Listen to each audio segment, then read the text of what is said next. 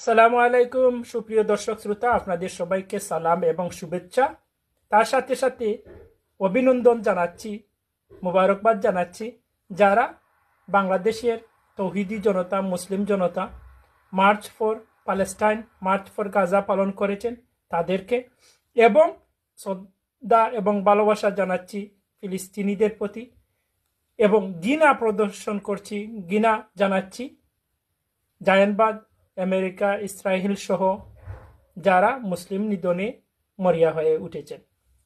শুধু দর্শক, March for Gaza প্রমাণ করলো, বাংলাদেশের মানুষ প্রমাণ করলো নিশ্চয় ইসলাম আল্লাহর মনোনীত ধর্ম।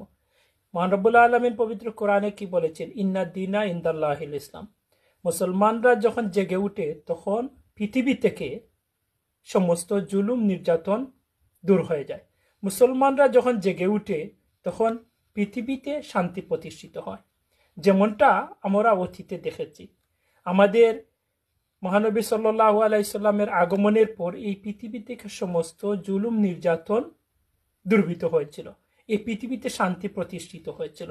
আজকে আবার মুসলমানরা জেগে উঠছে, অদূর ভবিষ্যতে ফিলিস্তিন মুক্ত হবে এবং ফিলিস্তিন থেকেই তৌহিদের ঝান্ডা সমস্ত সমস্ত পৃথিবীতে ছড়িয়ে পড়বে এবং